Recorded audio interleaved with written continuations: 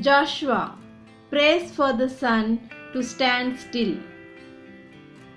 ADONIZEDEK, the king of Jerusalem, heard that Joshua had captured and totally destroyed Ai and had killed its king, just as he had done to Jericho and its king. He also heard that the people of Gibeon had made peace with the Israelites and were living among them. The people of Jerusalem were greatly alarmed at this because Gibeon was as large as any of the cities that had a king. It was larger than Ai, and its men were good fighters.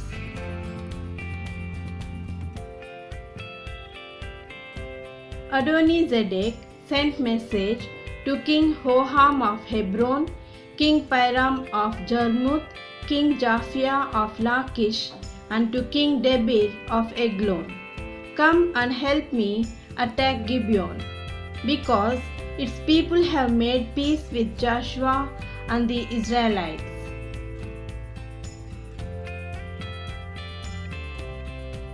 The 5 Amorite kings, the kings of Jerusalem, Hebron, Jarmuth, Lachish, and Eglon, joined forces, surrounded Gibeon, and attacked it.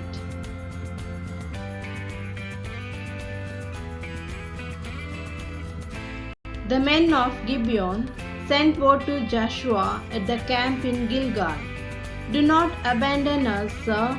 Come at once and help us. Save us. All the Amorite kings in the hill country have joined forces and have attacked us." Joshua and his army, including the best troops, started out from Gilgal. The Lord said to Joshua, "Do not be afraid of them. I have already given you the victory. Not one of them will be able to stand against you."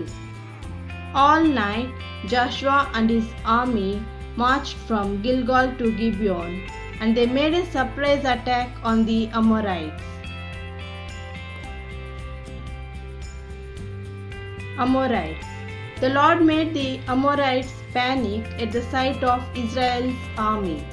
The Israelites slaughtered them at Gibeon and pursued them down the mountain pass at Beth Horon, keeping the attack as far south as Azekah and Makkedah. Hailstones. While the Amorites were running down the pass from the Israelite army, the Lord made large hailstones fall down on them all the way to Azekah. More were killed by the hailstones than by the Israelites. Joshua needed daylight to destroy their enemies, so he prayed to the Lord in the presence of all the Israelites. He said, "Sun, stand still over Gibeon. Moon, stop over Ajalon Valley." The sun stood still, and the moon did not move until the nation had conquered its enemies. Never before and never since has there been a day like it, when the Lord obeyed a human being.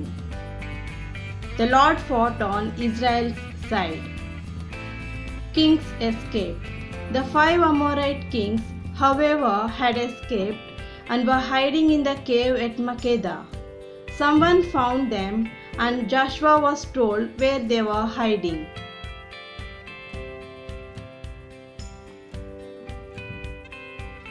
Attack on hidden enemies. Joshua said, "Roll some big stones in front of the entrance to the cave. Place some gods there. But don't stay here yourselves. Keep on after the enemy and attack them from the rear. Don't let them get to their cities. The Lord your God has given you victory over them."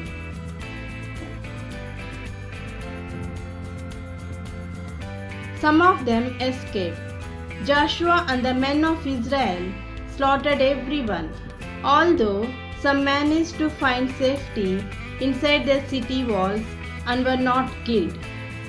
Then all of Joshua's men came back to him to the camp at Makkedah. Joshua captures the 5 Amorite kings. Then Joshua said, "Open the entrance to the cave and bring those 5 kings out to me." So the cave was opened, and the kings of Jerusalem, Hebron, Jarmuth, Lachish, and Eglon were brought out and taken to Joshua. Joshua then called all the men of Israel to him and ordered the officers who had gone with him to come and put their feet on the necks of the kings. They did so. Then Joshua said to his officers, "Don't be afraid or discouraged. Be determined and confident, because this is what the Lord is going to do to all your enemies." Then Joshua killed the kings and hanged them on the trees until evening.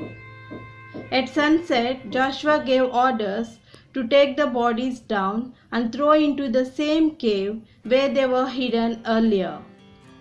Then large stones were placed at the entrance of the cave. Joshua captures Makkedah.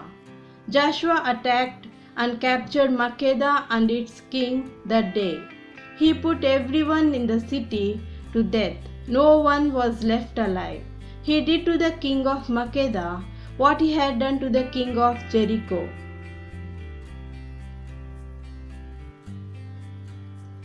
Joshua captures more Amorite territory. Joshua and his army went on capturing all the Amorite territories from Makkedah to Libnah, Libnah to Lachish, and then Eglon and Debir. Joshua conquered the whole land from Kadesh Barnea in the south to Gaza near the coast, and as far north as Gibeon. Joshua conquered all these kings and their territory in one campaign, because the Lord Israel's God was fighting for Israel. After this, Joshua and his army went back to the camp at Gilgal.